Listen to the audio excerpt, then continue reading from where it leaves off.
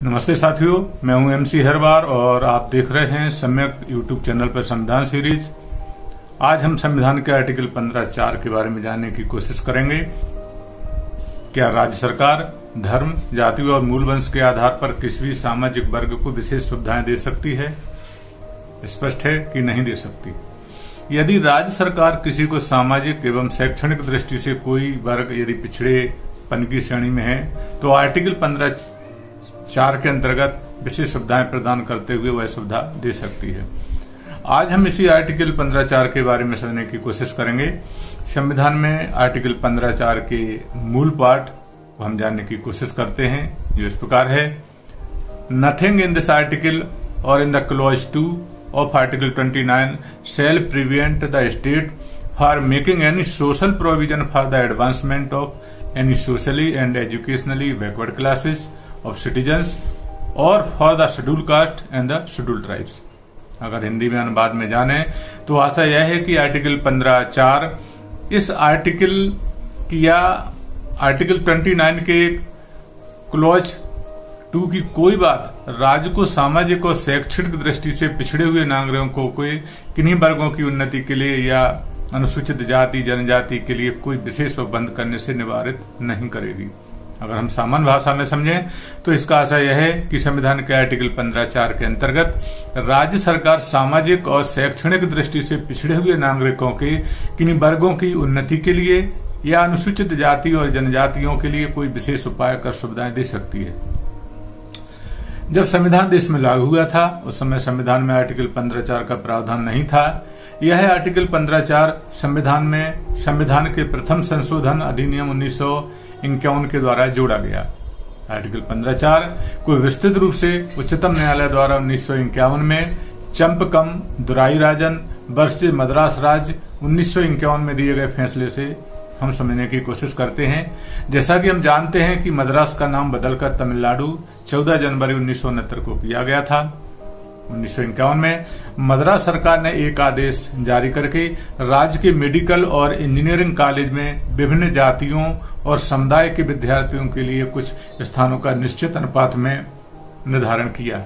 स्थानों का आरक्षण धर्म, वर्ग और जाति आधारित था, क्योंकि ब्राह्मणों के लिए स्थान थे उनके पूरे होने के कारण इस ब्राह्मण वर्ग के योग्यतम विद्यार्थियों को भी प्रवेश नहीं मिला था, जबकि दूसरे समुदाय के अपेक्षाकृत कम योग्यता रखने वाले विद्यार्थियों को स्वतः प्रवेश मिल गया।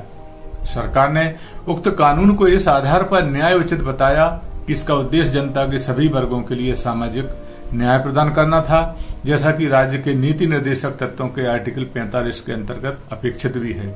मामला न्यायालय में पहुंच गया।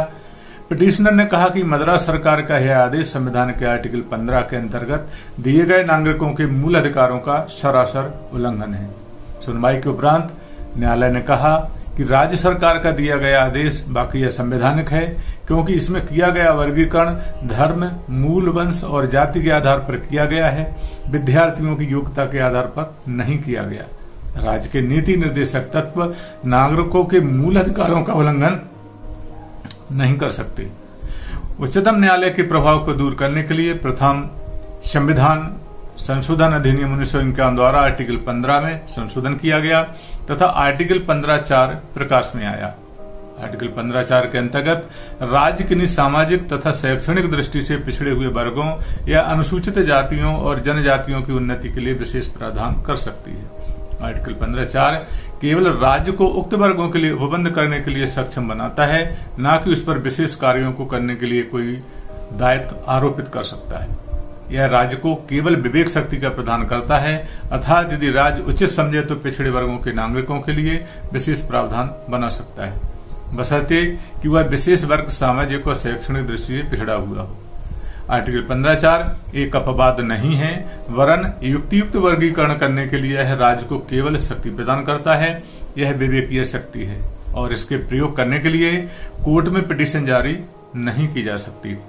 आर्टिकल विधायिका ही नहीं कार्यपालिका को भी विशेष उपबंध करने की शक्ति प्रदान करता है। अब प्रश्न यह है कि समाज का कौन सा वर्ग किस श्रेणी के अंतर्गत आता है, सामाजिक और शैक्षणिक दृष्टि से पिछड़े वर्ग कौन है, इसके निर्धारण करने के लिए शक्ति राज्य को दी गई है। किंतु इस मामले में राज्य का निर्णय अंतिम नहीं होगा। उचित मामलों में न्यायालय को हस्तक्षेप करने और उस प्रयोजन के लिए राज्य द्वारा निर्धारित मापदंडों के जांचने की पूर्ण शक्ति प्राप्त है। इस प्रकार यह थी संविधान के आर्टिकल 15(4) के अंतर्गत दिए गए संवैधानिक अधिकारों की जानकारी जो आपकी ओर प्रस्तुत की गई है। जल्दी ही हम आपके संविधान के आर्टिकल 15(4) के अंतर्गत उच्चतम न्यायालय ने समय समय पर क्या क्या फैसले दिए हैं इसको भी विस्तार रूप में लेकर पुनः उपस्थित होंगे। आपको वीडियो कैसा लगा? यदि अच्छा एवं उपयोगी लगा हो तो कृपया सब्सक्राइब कर बेल आइकन पर बटन दबाएं, जिससे आने वाले वीडियो के नोटिफिकेशन आपको पहुंच सकें। तथा साथ में बॉक्स में कमेंट भी दें। हमें फेसबुक, टेलीग्राम, इंस्टाग्राम पर लाइक, शेयर और फॉलो करें। आपने वीडियो देखा इसके लिए आपको बहुत बहुत धन्यवाद। नमस्कार।